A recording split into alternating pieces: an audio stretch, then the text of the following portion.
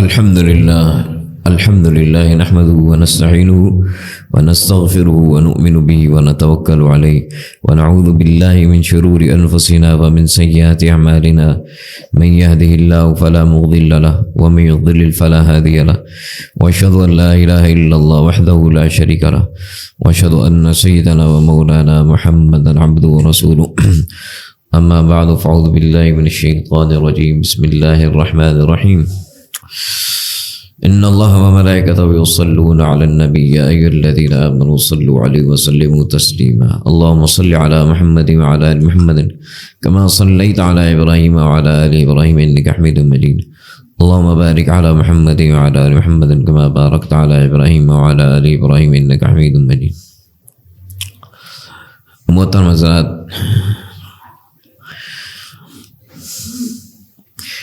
اللہ تعالیٰ نے سورہ بقرہ کی آیت نمبر 139 میں فرمایا قُلْ أَتُحَاجُّونَنَا فِي اللَّهِ وَهُوَ رَبُّنَا وَرَبُّكُمْ، اے پیغمبر صلی اللہ علیہ وسلم آپ فرما دیں کہ تم ہم سے اللہ کے بارے میں جھگڑا کرتے ہو، حالانکہ وہ ہمارا بھی رب ہے اور تمہارا بھی رب ہے.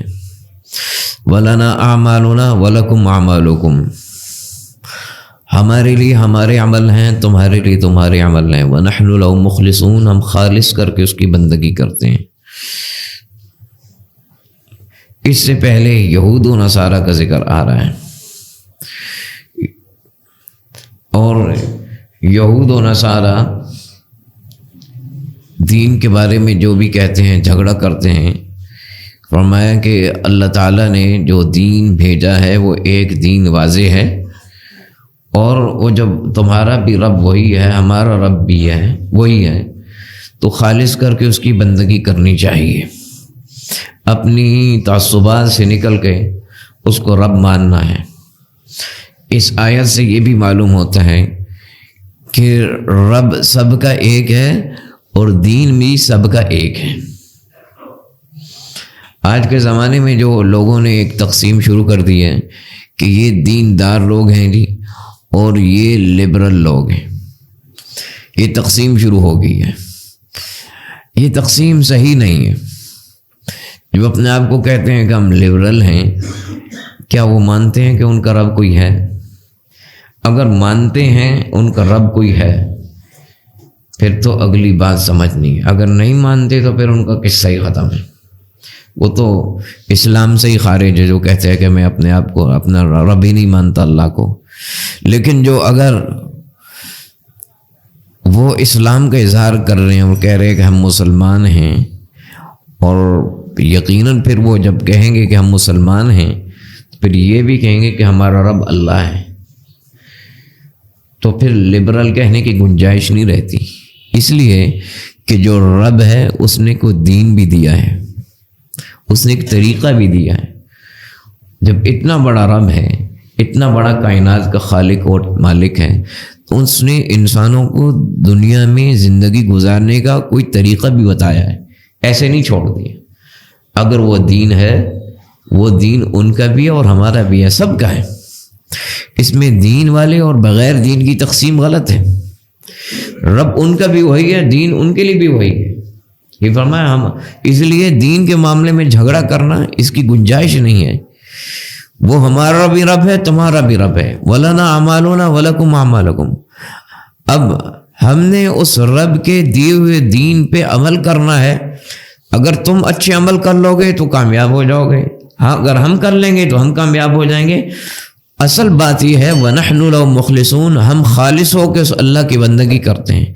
اصل بات یہ ہے کہ اس رب کی بندگی خالص ہو کے کرنی ہے، اس میں کوئی ملاوٹ نہیں کرنی، بس اسی کی بندگی کرنی ہے، اور جو اس نے حکم دیا اس کو پورا ماننا ہے. بس یہی دین ہے.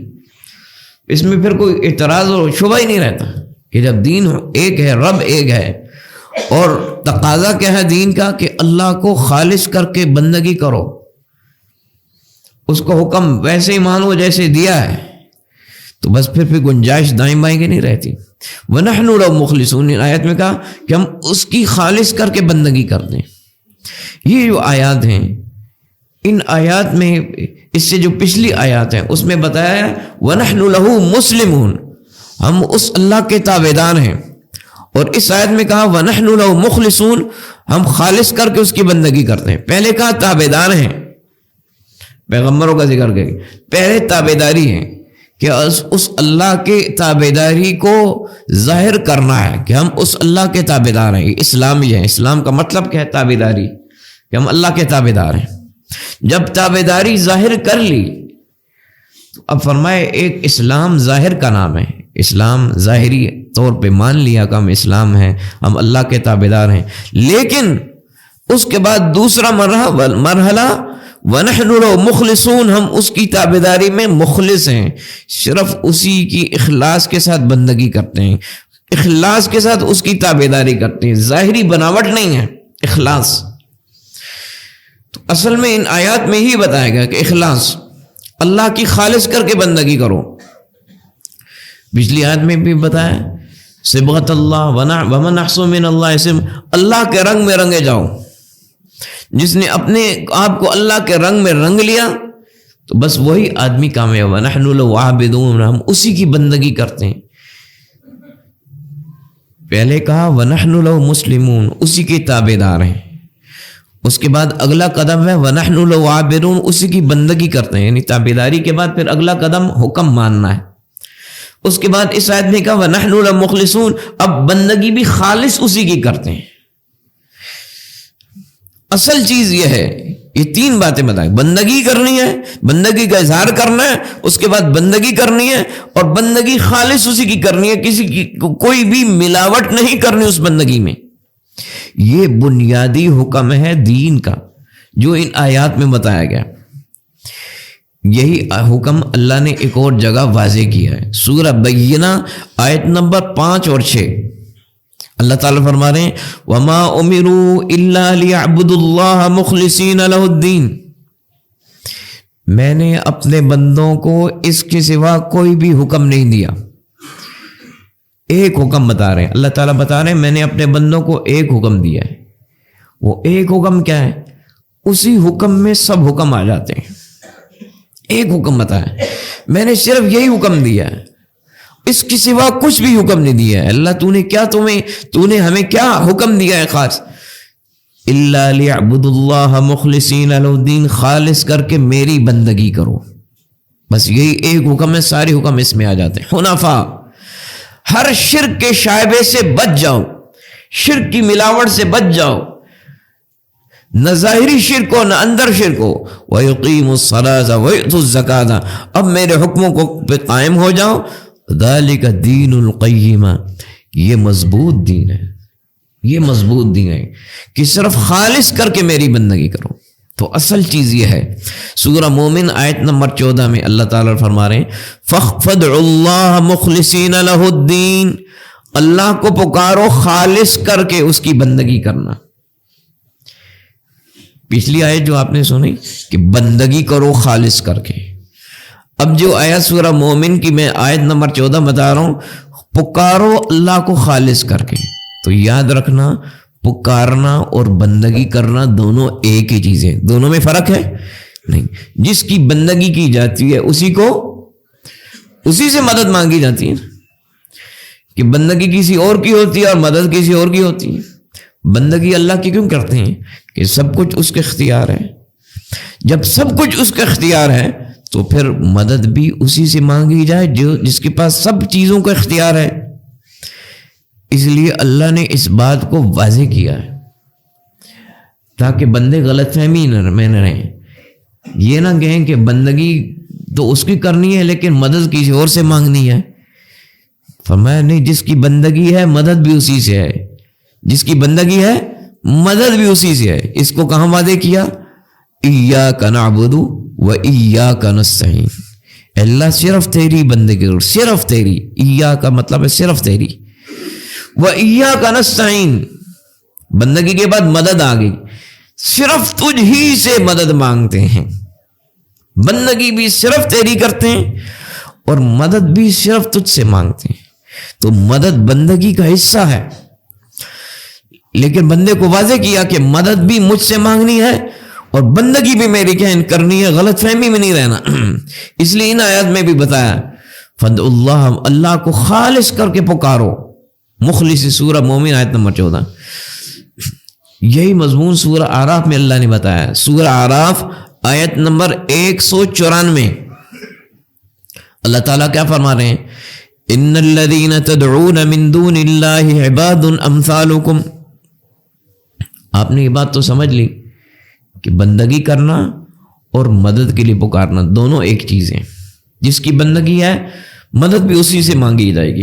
اب اس آیت میں اللہ تعالیٰ فرما رہے ہیں ان الذین تدعون من دون اللہ عباد امثالکم، جن لوگوں کو تم اللہ کے سوا مدد کے لیے پکارتے ہو، عباد امثالکم، یہ تمہاری طرح بندے ہیں. جن کو تم اللہ کے سوا مدد کے لیے پکارتے ہو تمہاری طرح بندے ہیں. فَادْعُوهُمْ فَلْيَسْتَجِيبُوا لَكُمْ إِن كُنتُمْ صَادِقِينَ. ان کو پکارو اگر یہ تمہاری مدد کر سکتے ہیں، اگر تم سچے ہو. تو یہ بتایا کہ مدد صرف میں ہی کروں گا. دوسرا سورہ فاطر آیت نمبر 13 سے 15 اللہ تعالیٰ نے اس کو اور واضح کیا. کیسے؟ یولج اللیل فی النہار ویولج النہار فی اللیل وسخر الشمس والقمر. اللہ وہ ہے جو رات کو دن میں داخل کرتا ہے، جو دن کو رات میں داخل کرتا ہے. دنیا میں ہر انسان یہ سمجھتا ہے کہ رات کو دن میں اور دن کو رات میں داخل کرنا یہ صرف کس کا اختیار ہے؟ اللہ کا ہے. وسخر الشمس والقمر، جس اللہ نے سورج اور چاند کو تمہارے کام میں لگا دیا، ایک نظام میں باندھ دیا. ہر انسان سمجھتا ہے کہ سورج اور چاند اتنی بڑی بڑی مخلوقات ایک نظام میں اللہ نے باندھا ہے اور کسی کے بس میں نہیں ہے، اللہ نے باندھا ہے. کل یجری ذالکم اللہ ربکم، اللہ نے اپنے اختیارات بتائے جو ہر انسان، ہر عام انسان بھی، ہر سادہ دماغ والا انسان بھی، قرآن نے وہ دلیلیں دی ہیں، سادہ دماغ والا اور ذہین بھی سب سمجھتے ہیں. فرمایا ذالکم اللہ ربکم لہ الملک، یہ جس کے اتنے بڑے کام ہیں، رات کو دن میں لانا، دن کو رات میں لانا، سورج و چاند کو انسان کے کام میں لگا دینا، ایک نظام میں باندھ دینا، یہ تمہارا رب ہے. سارے اختیارات اس کے، لہ الملک. جب سب اختیار اس کے ہیں، آگے فرمایا جب اللہ کا اختیار بندو تم نے سن لی، اب اگلی بات بھی سنو. والذین تدعون من دونہ، اللہ کے سوا جس کسی کو بھی تم مدد کے لیے پکارتے ہو، ما یملکون من قطمیر، اللہ کا اختیار تو تم نے سن لیا، اس کا اختیار، اس کی سلطنت کتنی بڑی ہے. لیکن اب یہ سمجھ لو جن کو تم اللہ کے سوا مدد کے لیے پکارتے ہو، ما یملکون من قطمیر، وہ قطمیر کے بھی مالک نہیں ہیں. قطمیر کس کو کہتے ہیں؟ کھجور ہوتی ہے، کھجور میں ایک گٹھلی ہوتی ہے، کھجور کے اندر ایک گٹھلی ہوتی ہے، گٹھلی کے اوپر ایک پتلی سی باریک سی جھلی ہوتی ہے، اس کو قطمیر کہتے ہیں. ذہن میں آ گیا؟ گٹھلی کے اوپر باریک سی جھلی ہے. فرمایا جن کو تم اللہ کے سوا پکارتے ہو وہ کھجور کی گٹھلی کے اوپر جو باریک سی جھلی ہے اس کے بھی مالک نہیں ہے، اختیار سب میرا ہے. ان تدعوم لا يسمعوا دعاءکم، اگر تم ان کو پکارو گے تمہاری پکار کو نہیں سن پاتے. ولو سمعوا ما استجابوا لکم، اگر سن پائیں تو تمہاری مدد نہیں کر سکتے. وَيَوْمَ الْقِيَامَةِ يَكْفُرُونَ بِشِرْكِكُمْ، اور قیامت کے دن تمہارے شرک کا انکار کریں گے، تمہارے شرک کا انکار کریں گے. کیسے انکار کریں گے؟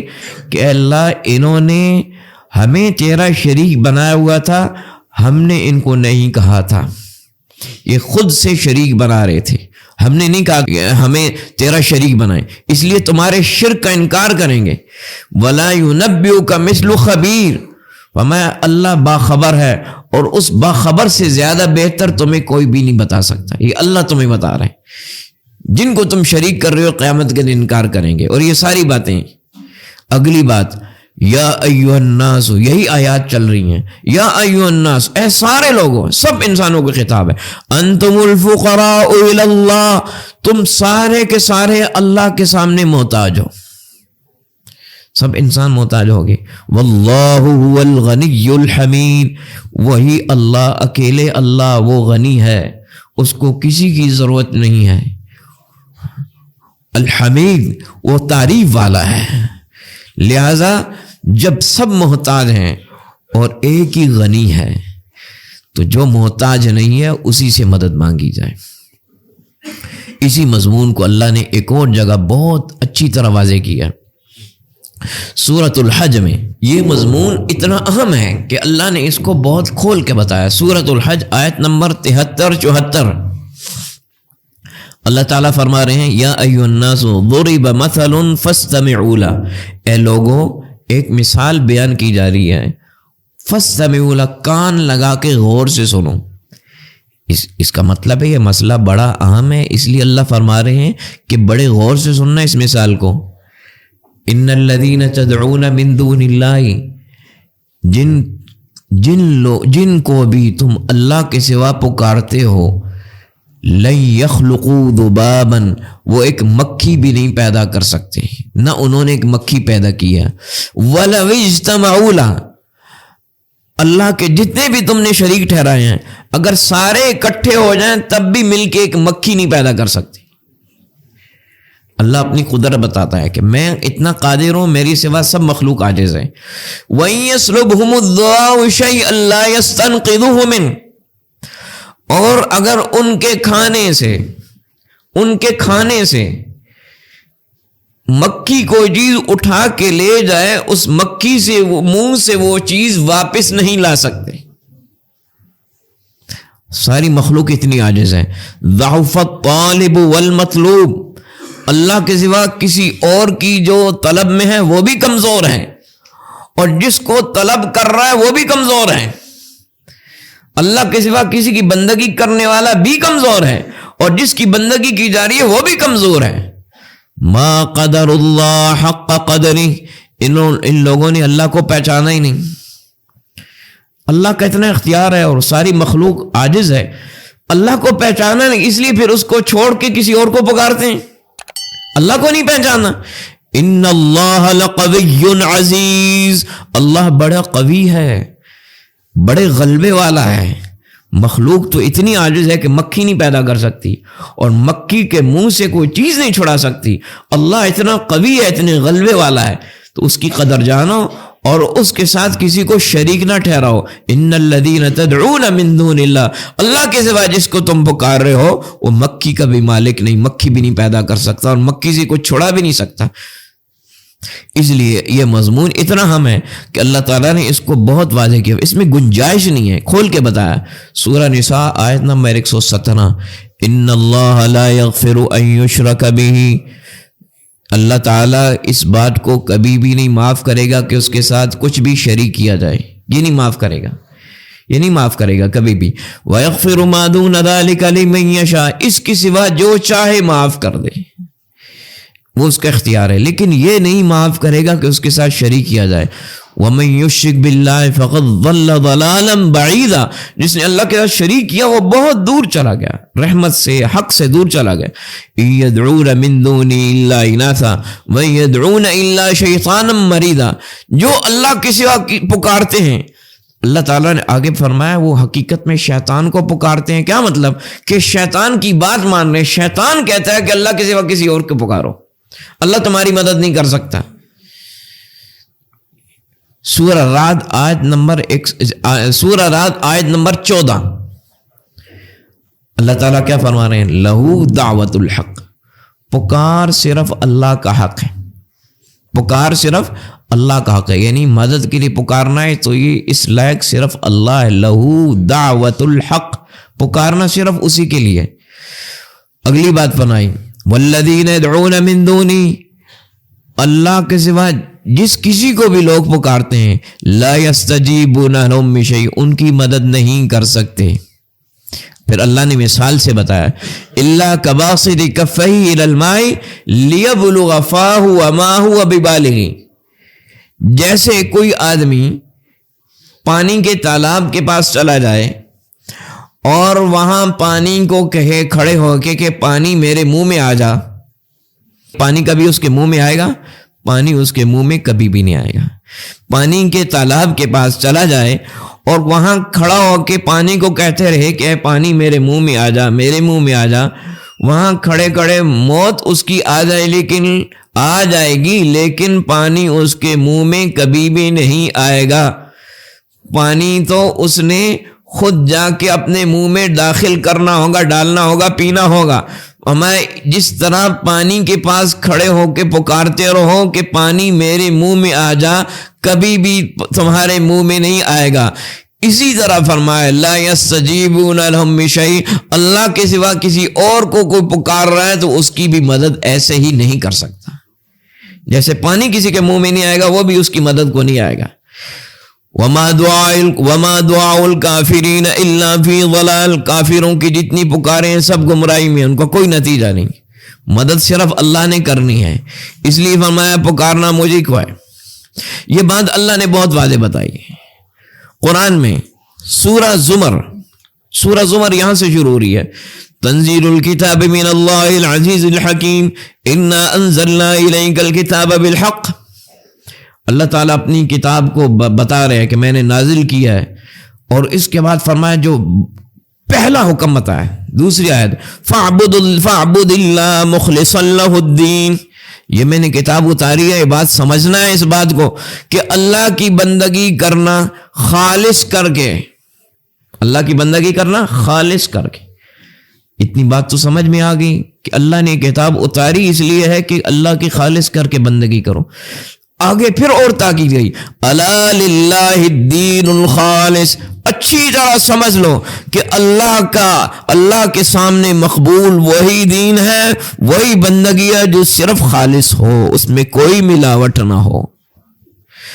آگے فرمایا والذین اتخذوا من دونی اولیاء، جن لوگوں نے اللہ کے سوا اور بھی مددگار بنائے ہوئے ہیں کہ ہماری اللہ کے سوا اور بھی کو مدد کرتے ہیں، ما نعبدهم الا ليقربونا الى الله زلفا، وہ لوگ کہتے ہیں ہم ان کی اللہ کے سوا کیوں بندگی کرتے ہیں، الا ليقربونا، یہ ہمیں قریب کر دیں گے، کہاں، الی اللہ، اللہ کے قریب کر دیں گے، زلفا، اللہ کے ہاں رتبے میں قریب کر دیں گے۔ ہم اللہ کے سوا ان کی بندگی اس لیے کرتے ہیں کہ ہمیں اللہ کے پاس رتبے میں قریب کر دیں گے، یعنی یہ ہمیں اللہ سے قریب کریں گے، ہم ان کی بندگی اللہ سے قریب ہونے کے لیے کر رہے ہیں۔ اللہ نے فرمایا یہ بات درست نہیں ہے، یعنی ہم ان کی اس لیے بندگی کرتے ہیں لیقربونا الی اللہ زلفا، اللہ کے قریب کر دیں گے، یعنی ہماری حاجتیں اللہ کے پاس لے کے جائیں گے، ہماری حاجتیں اللہ کے پاس لے کے جائیں گے، ہم ان کی اس لیے بندگی کر رہے ہیں۔ فما، ایسی بات نہیں ہے، ان اللہ یحکم بینہم فیما ہم فیہ یختلفون، قیامت کے دن اللہ تعالیٰ ان کے اختلاف کا فیصلہ کرے گا۔ اللہ کیسے فیصلہ کرے گا کہ تابعداروں کو جنت میں ڈالے گا اور جو شرک کرنے والے ان کو دوزخ میں ڈالے گا۔ اس کا فیصلہ عملی فیصلہ ہوگا قیامت کے دن، یہ فیصلہ نہیں ہوگا کہ ٹھیک ہے یہ غلط ہے، وہ قیامت عملی فیصلہ ہوگا۔ یہی سورہ زمر اللہ تعالیٰ نے اس بات کو خالص کر کے بندگی کرنا اتنا اہم ہے، اللہ نے آگے یہی بات آیت نمبر 14 میں فرمایا بار بار۔ اس کے بعد قُلِ اللَّهَ أَعْبُدُ مُخْلِصًا لَهُ دِينِي، اے پیغمبر آپ فرما دیں میں خالص کر کے اللہ کی بندگی کرتا ہوں۔ فَاعْبُدُوا مَا شِئْتُم مِّن دُونِي، تم جس کی چاہے بندگی کرو۔ اگر اللہ کے ساتھ کسی کو کسی طرح شریک ٹھہرایا، اللہ بتا رہا ہے کہ یہ شریک ٹھہرانا ہے، یہ شریک ٹھہرانا ہے، یہ شریک ٹھہرانا ہے، یہ اللہ بتا رہا ہے۔ فرمایا جس نے اللہ کے سوا کسی کو شریک ٹھہرایا، قل ان الخاسرین الذین خسروا انفسهم واہلیہم یوم القیامہ، وہ سب سے بڑا نقصان والا ہے۔ اور نقصان کیا ہے کہ خود بھی اور اپنے متعلقین کو قیامت کے دن وہ انتہائی نقصان میں ڈالے گا۔ اللہ ذالک هو الخسران المبین، وہ بہت بڑا نقصان ہے۔ کیا نقصان ہے؟ شرک کا کیا نقصان ہے؟ لہم من فوقہم ظلل من النار ومن تحتہم ظلل، ان کے اوپر بھی جہنم کی آگ ہوگی اور نیچے بھی جہنم کی آگ ہوگی۔ ذالک یخوف اللہ بعبادہ، اللہ اپنے بندوں کو اس چیز سے ڈرا رہے، بندو بچو، یا عباد فاتقون، اے بندو بچنا، ڈرنا، میرے ساتھ شریک نہیں کرنا۔ خالص کر کے میری بندگی کرنا. تو اللہ تعالیٰ نے یہ مضمون بہت واضح اور بہت عیاں کر کے بیان کیا ہے. اس لیے ان آیتوں میں بھی یہی فرمایا وَنَحْنُ لَهُ مُخْلِصُونَ، اللہ کی ہم خالص بندگی کرتے ہیں. اس لیے مخلوق کی کیوں نہیں کرتے؟ مَا يَمْلِكُونَ مِنْ قِطْمِيرٍ، کیونکہ وہ کھجور کے اوپر، کھجور میں جو گٹھلی ہے اس کے اوپر جھلی کے بھی مالک نہیں. سب چیزوں کا مالک اللہ ہے، سب چیزوں کا خالق اللہ ہے. تو اس لیے اختیار بھی اسی کا ہے. تو اس لیے اللہ تعالیٰ کو کسی طرح سے یہ بات کبھی بھی پسند نہیں کہ اس کے سوا کسی طور پہ، ظاہری طور پہ یا اندرونی طور پہ، باطنی طور پہ بھی شریک کیا جائے. جیسے نماز پڑھتے ہیں، نماز تو اللہ کی بندگی نہیں، یہ تو پہلی بات ہوگی. اللہ کے سوا کسی اور کی بندگی کرنا یا اللہ کے سوا کسی اور کو پکارنا، اللہ نے اس کو واضح بتا دیا، واضح اس کی گمراہی بتا دی اللہ نے کھول کے. لیکن دوسری چیز جو کام صرف اللہ کے لیے ہم کیا کرتے ہیں، مثلا نماز تو اللہ کی بندگی ہے، اللہ نے اس کو بھی بتا دیا. جہاد ہے، جہاد بھی اللہ کے لیے کیا جاتا ہے، اللہ نے اس کو بھی بتا دیا. رسول کریم صلی اللہ علیہ وسلم سے ایک شخص نے پوچھا، امام نسائی نے روایت کیا، ایک شخص آیا رسول کریم صلی اللہ علیہ وسلم کے پاس. اس نے کہا یا رسول اللہ، ایک شخص ہے وہ غزوہ کرتا ہے، اللہ کی راہ میں جہاد کرتا ہے. ارأیت رجلا غزا یلتمس الاجر والذکر، یا رسول اللہ ایک آدمی غزوہ کرتا ہے، جہاد کرتا ہے. ایک تو وہ چاہتا ہے اللہ مجھے اجر دے، دوسرا وہ چاہتا ہے کہ دنیا میں میرا ذکر ہو جائے، دنیا میں میرا چرچا ہو جائے. دو چیزیں، ایک وہ چاہتا ہے اللہ مجھے اجر دے، اللہ راضی ہو جائے، دوسرا یہ چاہ رہا ہے کہ دنیا میں میرا چرچا ہو جائے. آپ فرمائیں کہ اس آدمی کو کیا ملے گا آخرت میں؟ آپ نے فرمایا لا شیء لہ، اس کو کچھ بھی نہیں ملے گا. پوچھنے والا حیران ہوا. اور امام قرطبی نے ایک روایت کو اسی طرح ذکر کیا، اس میں خیرات کرنے والے کا ذکر ہے کہ ایک آدمی اللہ کی راہ میں خیرات کرتا ہے اور اس میں چاہتا ہے کہ اللہ بھی راضی ہو، اللہ راضی ہو جائے، لیکن ساتھ یہ بھی چاہتا ہے کہ لوگ بھی میری تعریف کر دیں گے، دونوں چیزیں شامل. تو یہاں بھی ہے، اس شخص نے پوچھا، حیران ہوا. حیران اس لیے ہوا کہ یہ آدمی اللہ کی رضا تو چاہ رہا ہے نا، اجر اللہ سے چاہ رہا ہے، اللہ مجھے اجر دے دے، جہاد کر رہا ہوں، لیکن ساتھ لوگوں میں اچھی شہرت یا چرچا بھی چاہ رہا ہے. کیا اس کو کچھ نہیں ملے گا؟ اللہ کی رضا تجھے چاہیے نا. پھر اس نے سوال کیا، آپ نے فرمایا لا شیء لہ، اس کو کچھ بھی نہیں ملے گا. پھر حیران ہو گیا کہ اللہ کی رضا تو اس نے چاہی، کچھ ملاوٹ ہو گئی کہ چلو لوگ میری تعریف بھی کر دیں گے، کیا اس کو کچھ بھی نہیں ملے گا؟ آپ نے تیسری دفعہ فرمایا لا شیء لہ، اس کو کچھ بھی نہیں ملے گا. اور پھر اگلی بات فرمائی ان اللہ لا يقبل من العمل الا ما كان له خالصا وابتغي به وجهه، اللہ تعالی عمل وہی قبول کرتا ہے جو خالص اس کے لیے ہو. خالص کس کو کہتے ہیں؟ دودھ خالص کا کیا مطلب ہے؟ کہ اس دودھ میں کوئی ملاوٹ نہ ہو، خالص اس چیز کو کہتے ہیں. اللہ وہی عمل کرتا ہے، قبول کرتا ہے وَابْتُغِيَ بِهِ وَجْهُ، جس میں صرف اس کی رضا چاہی گئی ہو، بیچ میں کوئی بھی ملاوٹ نہ ہو. اگر کوئی بھی چھوٹی سی بھی ملاوٹ ہو گئی کہ اللہ بھی راضی ہو جائے اور لوگ بھی میری تعریف کر دیں، پھر فرمایا اللہ اس کو نہیں قبول کرے گا. صرف یہی ہو کہ میرا اللہ راضی ہو جائے اور کچھ بھی نہ ہو، تب جا کے قبول ہوگا. اس لیے لا الہ الا اللہ، بندگی اللہ کی، پکار اس کی، مدد اس سے لینا، اور جو نیکی کے کام اس کے لیے کیے جاتے ہیں اس میں صرف اس کو راضی کرنے کا جذبہ ہونا، ملاوٹ نہ ہو. لا الہ الا اللہ یہ اسلام کی بنیاد ہے. اول بھی اسلام کی ہے، آخر بھی اسلام کی ہے. یعنی اسی کلمے پہ موت ہوگی تو نجات ہے. اسلام کے آخر کا مطلب یہ ہے. اور اول اسلام شروع ادھر سے ہوتا ہے. اس لا الہ الا اللہ کو پختہ کرنا ہی سب سے بڑا بندگی کا کمال ہے. لا الہ الا اللہ یہی سب سے بڑی بنیادی چیز. اس لیے یاد رکھنا، رسول کریم صلی اللہ علیہ وسلم نے بھی بتا دیا کہ جو آدمی اسعد الناس بشفاعتی یوم القیامہ، قیامت کا دن میری سب سے زیادہ شفاعت کا حقدار بھی وہی ہوگا جو لا الہ الا اللہ کو دل کے اخلاص کے ساتھ کہے گا. لا الہ الا اللہ زبان سے تو بہت لوگ کہتے ہیں، لیکن جس کے اندر جتنا اخلاص ہوگا ہر عمل میں، بس وہی میری شفاعت کا زیادہ حقدار ہوگا۔ یہی ہے لا الہ الا اللہ، یہی توحید خالص ہے۔ اللہ تعالی ہمیں یہ نصیب فرمائے، نسلوں کو بھی ہماری یہ نصیب فرمائے۔ وآخر دعوانا ان الحمد للہ رب العالمین۔